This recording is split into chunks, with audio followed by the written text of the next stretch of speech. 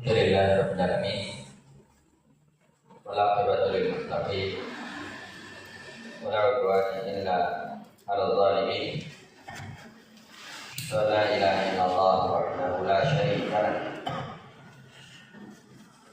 Wa asyhadu anna Muhammadan 'abduhu wa rasuluh. Sallallahu alaihi wa ala alihi wa sallam tasliman katsira. Amma ba'd. Kaum muslimin dan muslimat, wal akhwat, rahimani wa rahmatullah. Alhamdulillah, kita sudah bersyukur dan memuji Allah Subhanahu wa taala kesempatan sore hari ini dengan izin dan kemudahan dari Allah Subhanahu wa taala. Kembali kita lanjutkan kajian kita dengan membahas kitab Minal Kitab wa Sunnah Sahihah karya Syekh Muhammad bin Jamil Zainu rahimahullahu ta'ala. Alhamdulillah, di pertemuan yang lalu kita telah kaji terkait dengan syirik akbar, syirik besar. Insyaallah pada sore hari ini kita akan memasuki bab berikutnya. Kata beliau rahimahullah ta'ala, anwa'u syirkil akbar, jenis-jenis syirik besar. Ya, jenis-jenis syirik besar. Kata beliau, hal nastaghitsu bil amwati awil ghaibin. Apakah kita boleh beristighatsah? Ya, sudah berlalu pembahasan makna istighatsah. Maksudnya istighatsah itu yaitu memohon ya keselamatan atau minta pertolongan di saat genting, ya, kondisi genting, kondisi sulit. Nah, dalam kondisi susah, ya, kemana istighatsah, bisa pertolongan di saat sulit. Allah sadiqu bil amwat awil ghaibin. Apakah kita boleh beristighatsah kepada orang yang sudah meninggal atau orang yang tidak hadir? Ya, orang yang misalnya di tempat yang jauh, ya, apakah boleh melakukan hal tersebut? Jawabannya kata beliau, la nastaghitsu bihi. Qala Allah Ta'ala, walladzina yad'una min dunillah la yakhluquna syai'an wa yukhlaqun amwalun ghairu ahya wa ma yash'uruna ayyana yub'atsun. Kata beliau tidak boleh, ya, seorang tidak boleh beristighatsah kepada orang yang sudah meninggal. Tidak boleh minta pertolongan kepada orang yang sudah meninggal. Kenapa? Karena mereka, ya, tidak bisa mendengar, tidak bisa membantu orang yang masih hidup. Demikian juga orang yang jauh, ya, itu tidak bisa mendengar, dan tidak bisa membantu dari tempat yang jauh, ya. Karena Allah Subhanahu wa taala berfirman, walladzina yad'una min dunillah, dan orang-orang yang beribadah menyembah, ya, kepada selain Allah Subhanahu wa taala, ya, yang mereka seru, yang mereka sembah selain Allah Subhanahu wa taala, la yakhluquna syai'an. Mereka itu sama sekali tidak bisa mencipta sesuatu. Wa hum yukhlaqun, ya, dan mereka hanya dicipta. Jadi mereka tidak bisa mencipta. Kenapa? Karena mereka makhluk. Amal ghairu ahya, mereka itu mati, ya, mereka adalah mayat, ghairu ahya, ya, bukan atau tidak hidup. Wa ma yashuruna ayyana yub'atsun, dan mereka tidak mengetahui yaitu apa yang mereka sembah, demikian juga para penyembah, ya, mereka tidak mengetahui kapan mereka dibangkitkan, ya, jadi mereka tidak tahu kapan dibangkitkan. Maka ini menunjukkan bahwasanya seorang tidak boleh beribadah, tidak boleh berdoa kepada selain Allah Subhanahu wa taala, baik itu orang yang sudah meninggal ataupun, ya, orang yang tidak hadir saja, tidak hadir. Iya. Jadi di surah Nahl ayat 21. Kita lihat juga misalnya di surah Al-Hajj. Di surah Al-Hajj ayat yang ke-73. Allah Subhanahu wa taala berfirman, "Ya ayyuhan nasu duriba mathalun fastami'u lahu." Wahai manusia, telah dibuat perumpamaan, fastami'u lahu, maka dengarkanlah dengan baik. Innal ladzina tad'una min dunillah, sesungguhnya yang kalian sembah selain Allah Subhanahu wa taala, la yakhluqu dhubaban walau jama'u lahu, mereka itu sama sekali tidak mampu menciptakan lalat walaupun mereka berkumpul, ya, mereka berkumpul antara satu dengan lainnya, saling tolong bahu membahu, ya, mereka sama sekali tidak bisa menciptakan. Wa iya tubuhum wadzabu syai'an yastaqbiluhu minhu, dan seandainya lalat itu, ya, mengambil darinya, ya, mengambil sesuatu darinya, merampas sesuatu darinya, maka mereka tidak akan mampu merebutnya. Ya, kalau misalnya ada, ya, seorang, ya, bawa apa saja ke tempat-tempat tertentu, kemudian saja itu direbut oleh lalat, ya, maka mereka bisa sembahan tersebut tidak bisa merebutnya kembali, bisa mengambilnya. Apa? Bendaman, ya, bendaman. Diagung-agungkan, ya, dibesar-besarkan, dipuja-puja, padahal benda mati. Tolong buat maklum, ya, dia meminta dan yang dimintai semuanya lemah, ya, semuanya lemah. Maka ini menunjukkan bahwasanya apa yang disembah selain Allah itu semuanya lemah, maka benda mati, ya, benda mati. Nah, kemudian Allah Subhanahu wa taala juga berfirman, "Ittastaghithu rabbakum fastajaba lakum." Apabila kalian beristighatsah, ya, meminta pertolongan kepada Tuhan kalian, ya, kepada Allah Subhanahu wa taala, maka Dia akan mengabulkan permohonan kalian. Jadi kalau seorang itu minta pertolongan kepada Allah, ya, beristighatsah kepada Allah, akan mengabulkan. Beda dengan benda-benda mati, ya, beda dengan benda-benda mati. Apakah itu benda mati atau makhluk hidup yang sudah mati, sama sekali tidak bisa memberi pertolongan.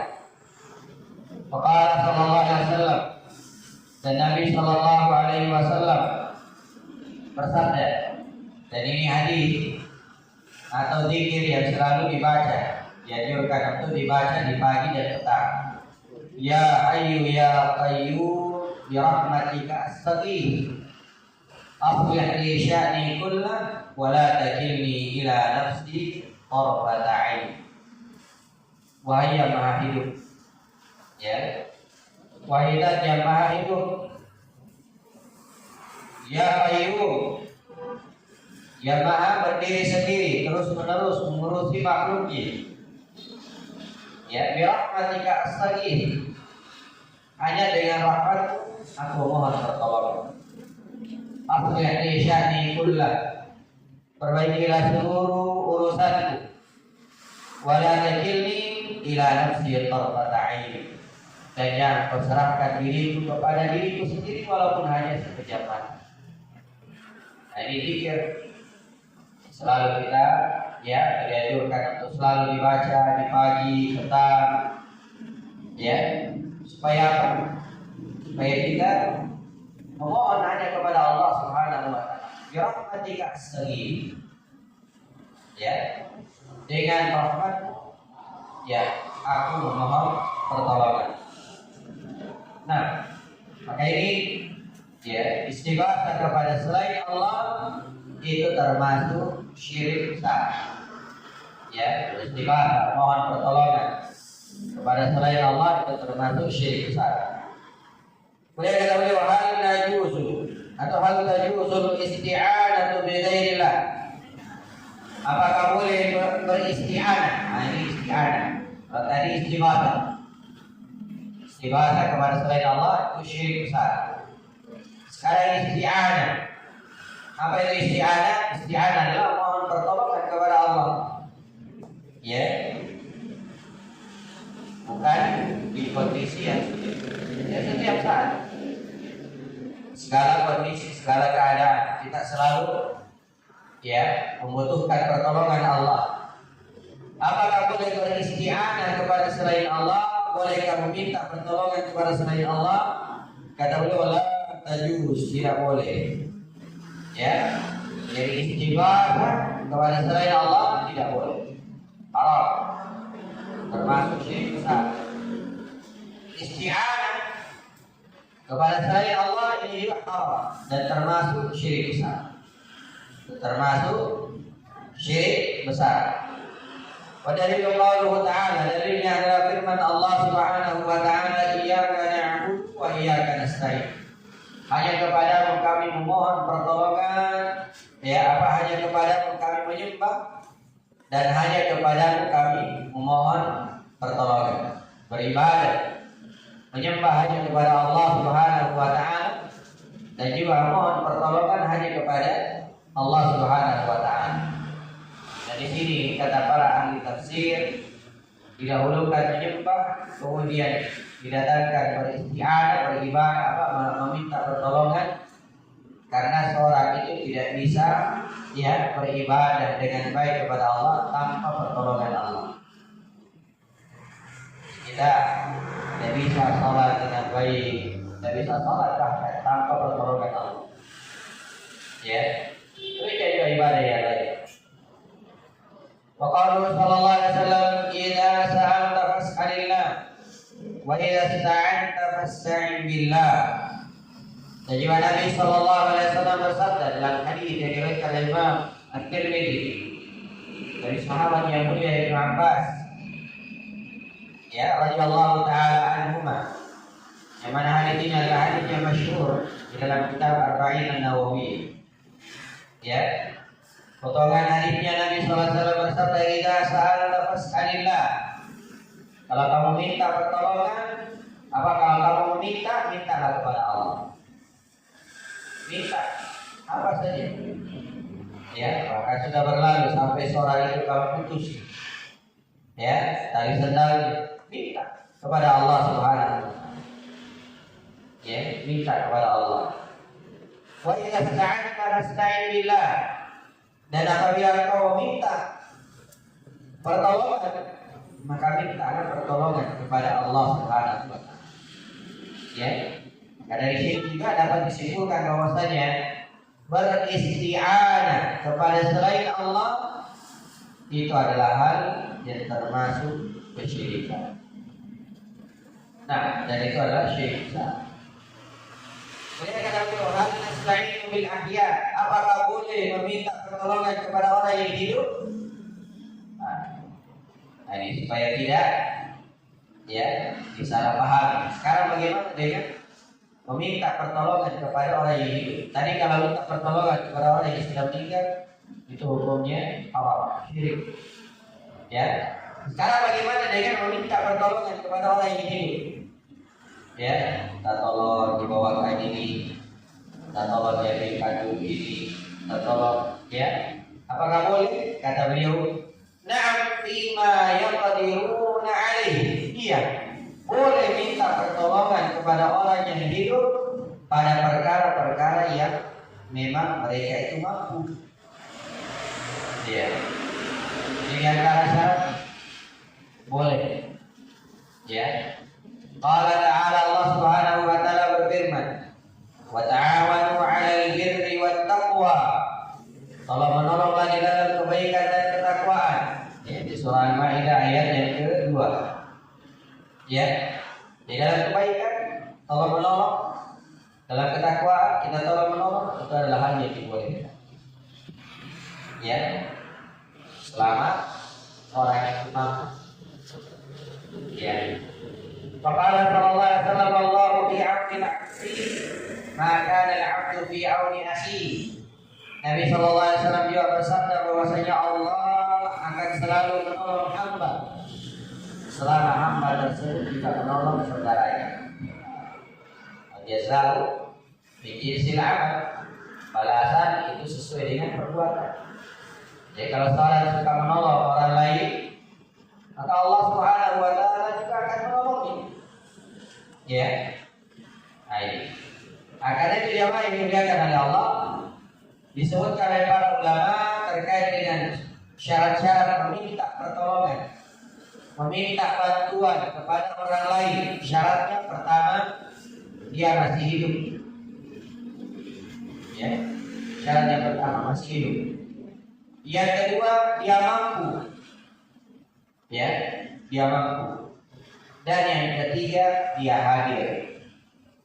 Nah, ini 3 syarat. Kalau mau minta pertolongan kepada orang lain, ya, pertama masih hidup.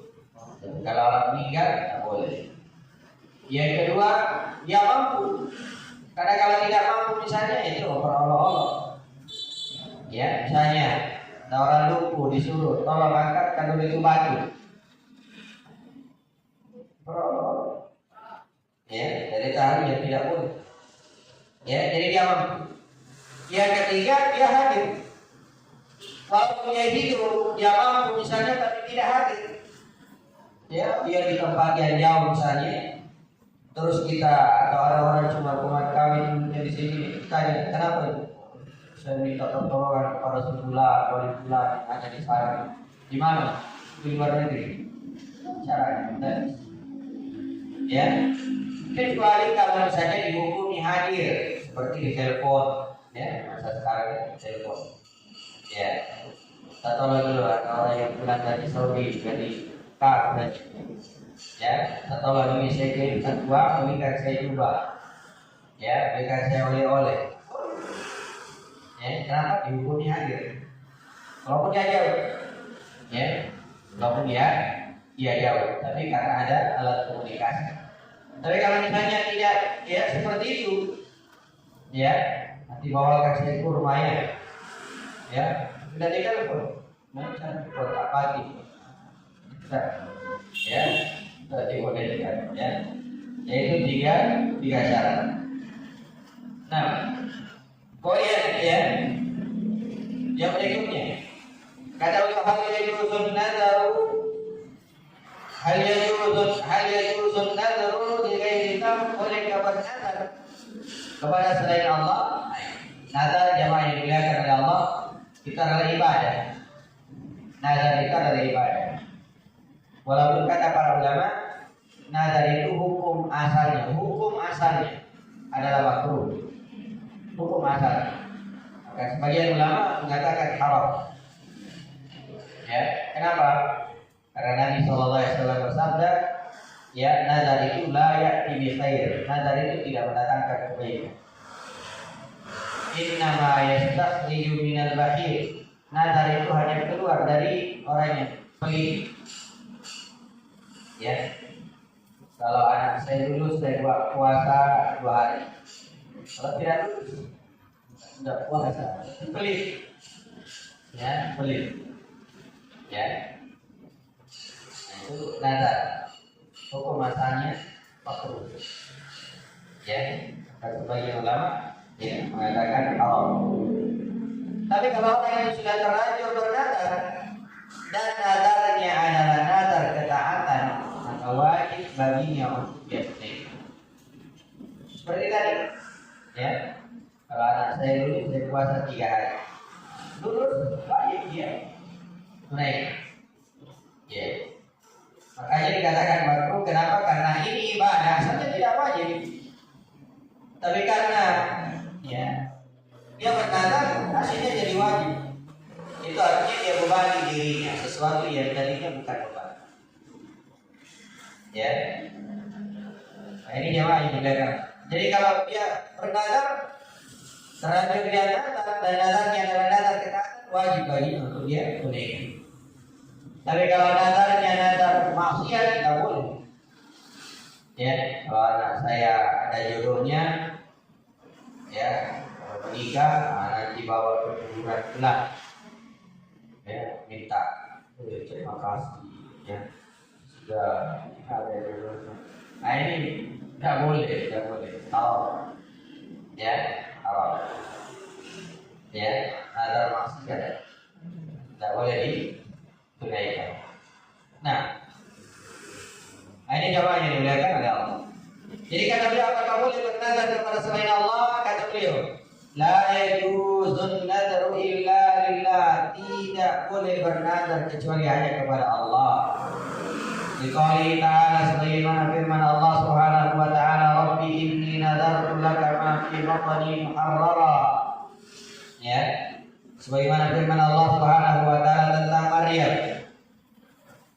Beliau berkata, Inni nadartu Rabbi inni nadartu laka ma fi batni muharrara. Ya Allah, ya, sungguhnya aku bernazar kepadamu bahwa anak yang ada di dalam perutku ini, di dalam kandunganku ini, menjadi hamba yang saleh dan berkhidmat. Ya, hamba yang berkhidmat. Ya. Jadi ya beliau nazarkan supaya anaknya itu ya menjadi dia serahkan hidupnya hanya untuk beribadah kepada Allah Subhanahu wa ta'ala. Nah, jadi beliau hanya bernazar kepada Allah, Rabbi inni nadartu laka. Ya Allah, sesungguhnya aku bernazar kepadamu. Ya, bernazar kepadamu. Maka Allah sallallahu alaihi wasallam dan Nabi sallallahu alaihi wasallam bersabda, Man nadara an yuti Allah falyuti'hu, wa man nadara an ya'siyahu fala ya'si. Siapa yang bernazar untuk taat kepada Allah, maka hendaknya dia taat. Ya. Dia bernazar ketaatan, maka dia jalankan nazarnya. Wa man nadara an ya'siyahu fala ya'si. Dan siapa yang bernazar untuk bermaksiat, maka tidak boleh dia tunaikan nazarnya. Tidak boleh dia bermaksiat kepada Allah Subhanahu wa ta'ala. Ya, tidak boleh dia bermaksiat kepada Allah Subhanahu wa ta'ala. Nah ini nazar. Ya. Dan orang yang menunaikan nazarnya itu dipuji oleh Allah Subhanahu wa ta'ala. Ya, dipuji oleh Allah Subhanahu wa ta'ala sebagaimana disebutkan di surah Al-Insan terkait dengan ya orang-orang yang dimasukkan ke dalam golongan yang baik, dimasukkan ke dalam surga Allah. Salah satu di antaranya adalah yuhuna bin nazar, mereka menunaikan nazarnya. Ya, mereka menunaikan nazarnya. Nah, itu di antara golongan yang akan dimasukkan ke dalam surga Allah Subhanahu wa ta'ala. Nah, kemudian berikutnya kata beliau, berarti ini semua bentuk-bentuk syirik besar. Sudah 3. Ya. Pertama, beristighosah kepada selain Allah.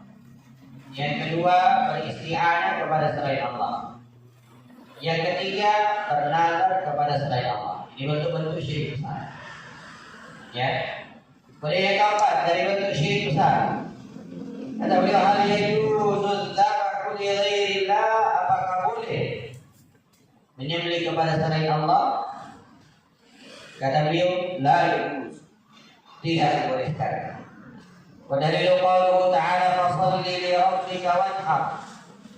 Dalilnya adalah firman Allah Subhanahu wa taala, maka salatlah karena Tuhan dan berkurbanlah. Ya, maksudnya berkurbanlah karena Tuhan. Ya, kurbanlah karena Allah Subhanahu wa taala. Ya. Karena itu kata beliau wanhar, makna inhar adalah inbah. Ya. Makna wanhar yaitu sembilan. Menyembelih. Wa qala sallallahu alaihi wasallam la'ana Allah man dhabaha li ghairillah. Dalam hadis Allah Subhanahu wa taala melaknat orang yang menyembelih kepada selain Allah. Jadi dilaknat itu kata para ulama, laknat itu ada dua maknanya. Ya, pertama mencela, ya mencela, dan yang kedua maknanya adalah al-qarbu wal ib'adu an rahmatillah. Ya, laknat itu adalah ya terusir dan dijauhkan dari rahmat Allah. Itu makna. Jadi orang yang menyembelih kepada selain Allah Subhanahu wa taala itu dijauhkan, terusir dari rahmat Allah Subhanahu wa taala. Ya. Tadi ini hukum umum ya, hukum umum bahwasanya siapa yang menyembelih kepada selain Allah itu dilaknat. Ya, itu dilaknat. Nah, adapun orang per orang maka tidak boleh melaknat. Ya, sampai kata para ulama, orang kafir kalau orang per orang tidak boleh dilaknat. Ya, termasuk itu. Kenapa? Karena boleh jadi nanti dia mendapatkan hidayah. Ya, karena boleh dikatakan kamu pulang terlambat, tidak boleh.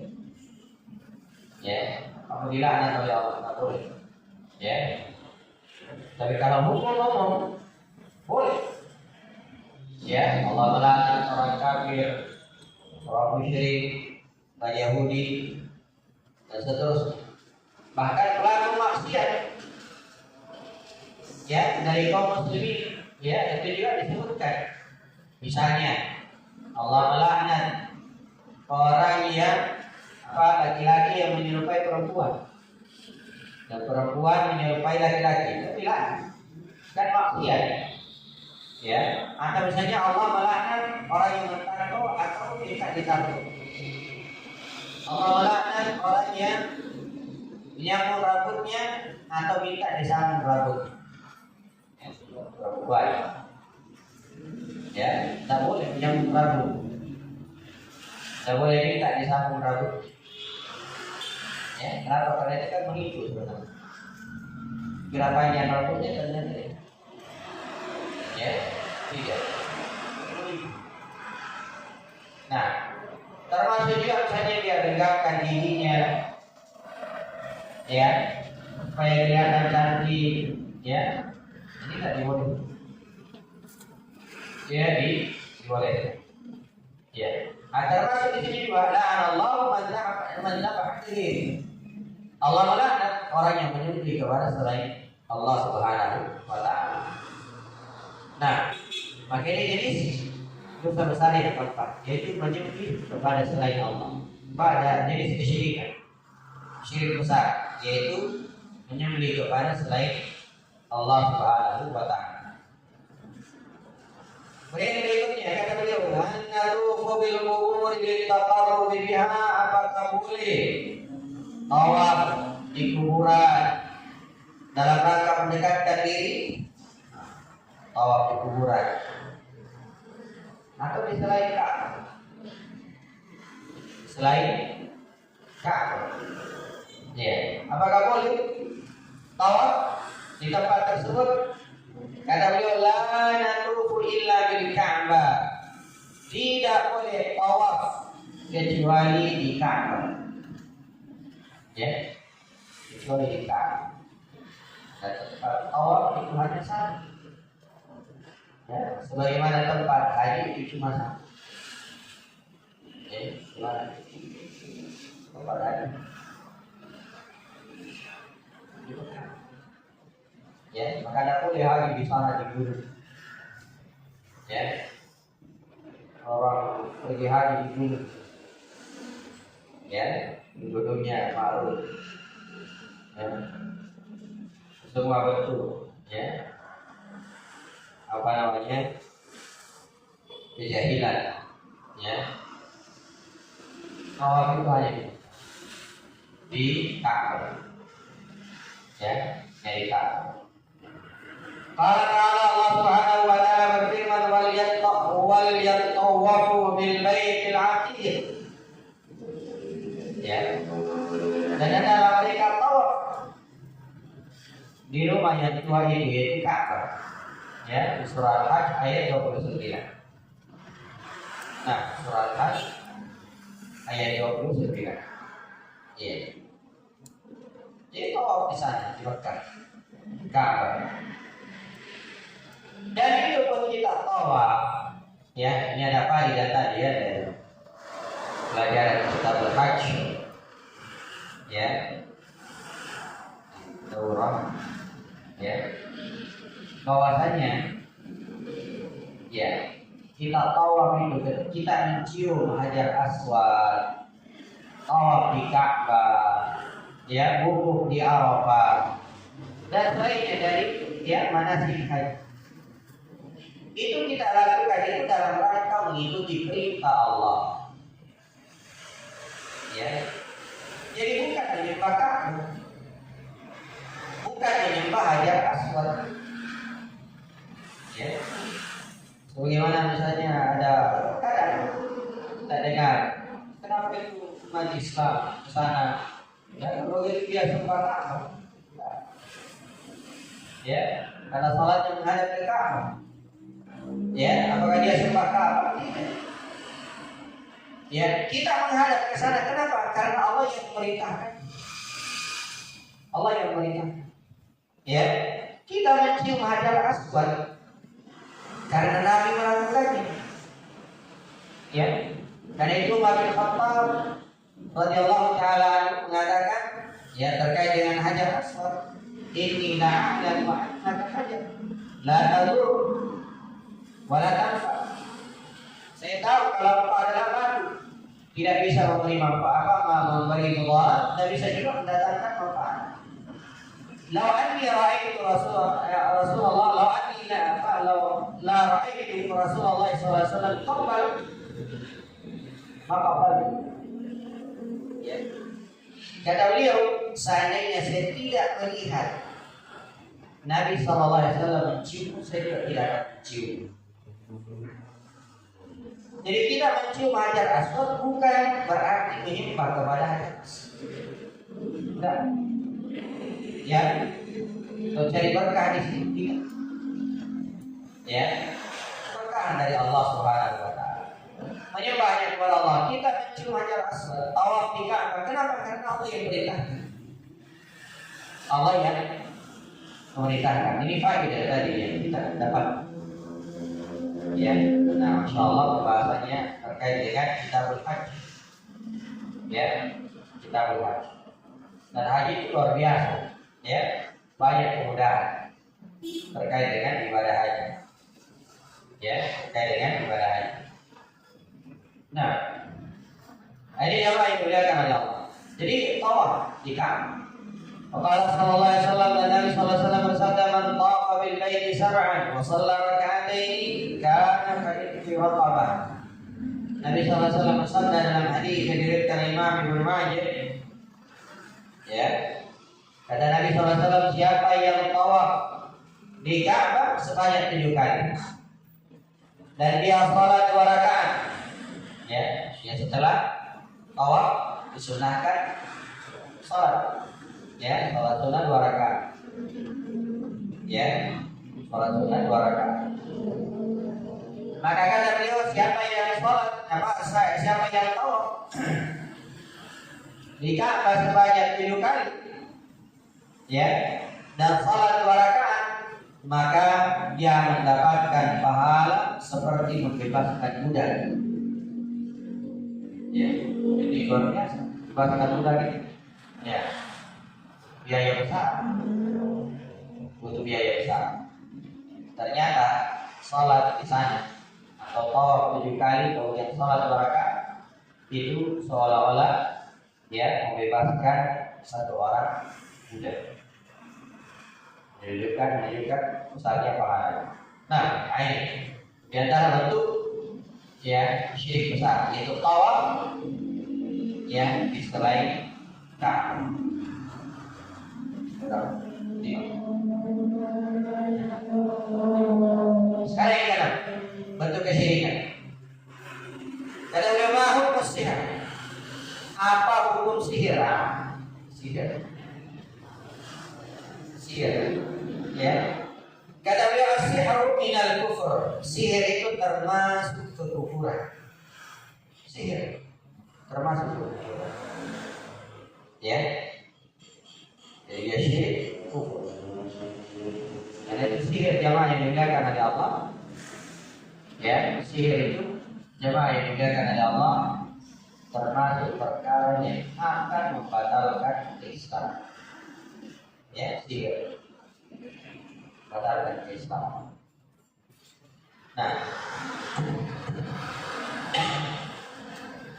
ya, dan itu termasuk dosa yang sangat besar. Karena itu, ya, disebutkan oleh Imam Az-Zahabi rahimahullah ta'ala di kitab beliau Al-Kabair. Beliau menempatkan dosa besar yang ketiga adalah sihir. Ya, pertama kesyirikan, kedua membunuh jiwa yang diharamkan, ketiga sihir. Ya, dan kata Syekh Abdul Razak rahimahullah ta'ala, seandainya beliau menempatkan sihir di posisi yang kedua, itu lebih benar, lebih baik. Kenapa? Karena memang seperti itu yang disebutkan dalam hadis. Ya, syirik kemudian sihir. Dan sihir itu kufur. Ya. Pelakunya yang minta disihirkan, kemudian yang mempelajarinya dan meridhoinya, ini semua kufur. Ya, belajar sihir, ya minta disihirkan, demikian juga apa? Ya, meridhoinya, itu semua kufur. Dan sihir itu jamaah yang dimuliakan oleh Allah, ya, adalah perkara yang sangat menipu. Ya, apa itu sihir dalam bentuk apa? Ya, hayalan-hayalan, itu semuanya menipu. Ya, kelihatan ular padahal cuma tali-tali. Kelihatan uang padahal cuma kertas biasa. Ya, karena itu kan biasa ada misalnya yang protes sihir. Ya, dia minta kertas, dia pegang-pegang tiba-tiba jadi uang. Setelah itu dia minta uang. Oh iya. Ya, beribu ini. Ya. Ya, dan pegang kertas. Ternyata jadi uang. Saya tidak minta uang kepada orang. Kalau minta uang, seharusnya pegang saja kertas itu jadi uang semua. Ya. Jadi kan? Ini orang fakir, orang miskin. Ya. Dan tidak ada tertipu kepada orang-orang yang misalnya bisa menggandakan uang. Ya, itu semua penyihir. Ya, tetapi ya, tidak boleh dipercaya orang-orang yang seperti ini. Ya, tidak boleh. Nah, kata beliau as-sihru minal kufur. Sihir itu termasuk kekufuran. Qala ta'ala, Allah Subhanahu wa ta'ala berfirman, walakinna syayatina kafaru yu'allimuna an-nasa as-sihr. Akan tetapi syaitan yang kufur. Kenapa? Karena mereka mengajarkan sihir kepada manusia. Jadi kalau kita lihat di surah Al-Baqarah ya, di surah Al-Baqarah ayat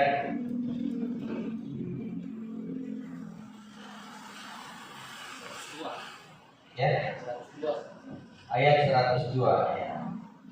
Ayat 102. Iya.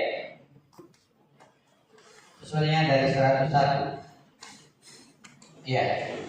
Kalau dilihat dari ayat 101 sampai ayat 103 disebutkan oleh para ulama, di situ ada 7 sisi kufurnya tukang sihir. Ada 7. Ya.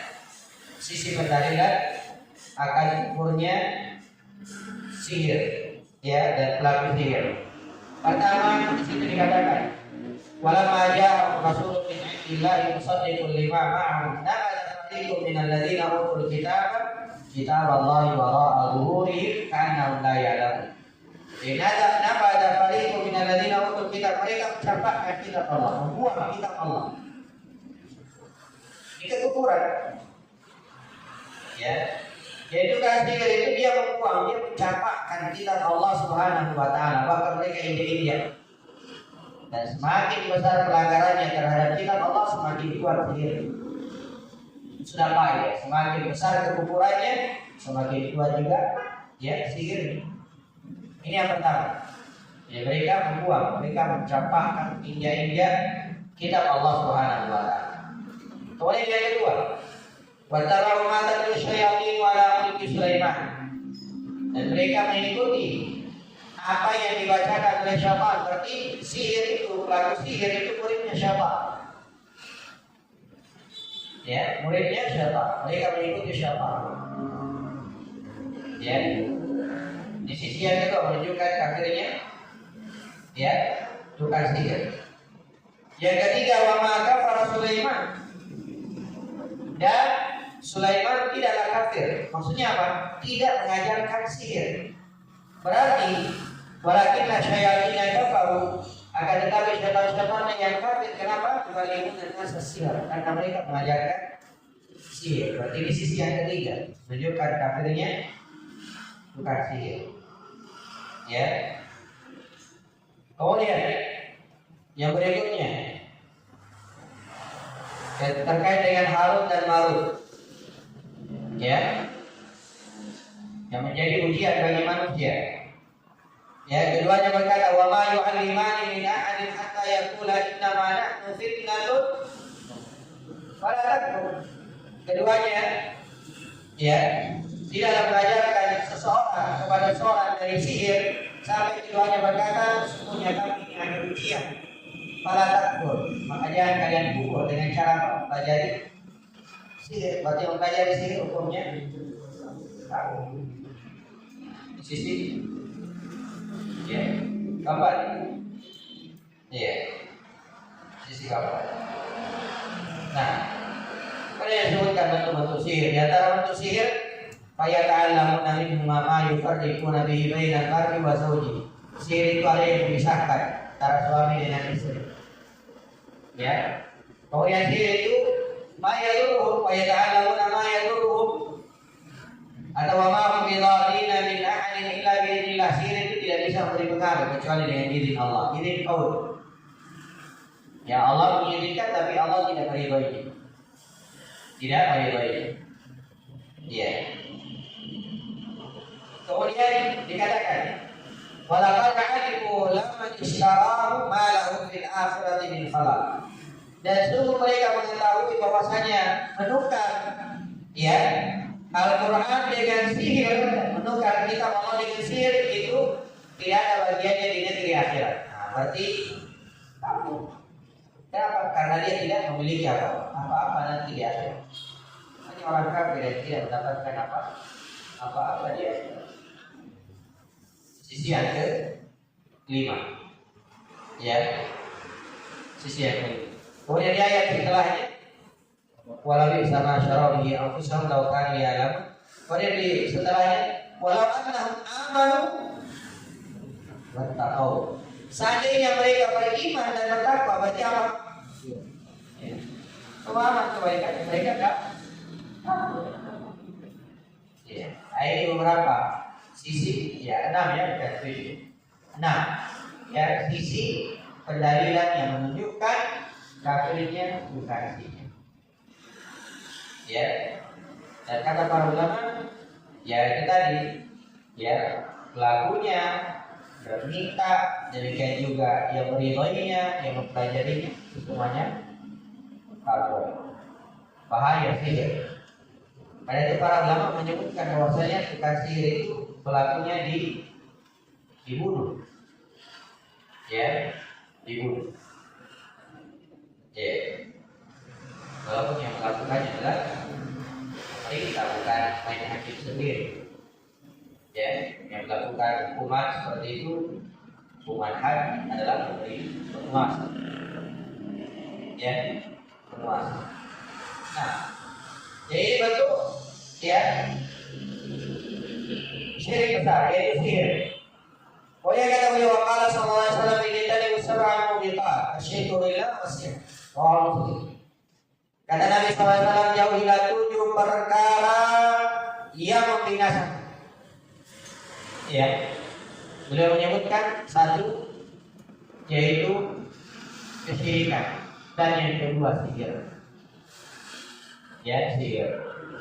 Ya, dan sihir juga termasuk kesyirikan. Karena tukang sihir itu pasti bekerja sama dengan syaitan. Pasti bekerja sama dengan syaitan. Pada ini bentuk yang kelima dari dosa besar. Apa? Syirik. Ya. Kemudian yang berikutnya dari bentuk kesyirikan. Kan nusaddiqul arwaha wal kahina fi ilmil ghaib.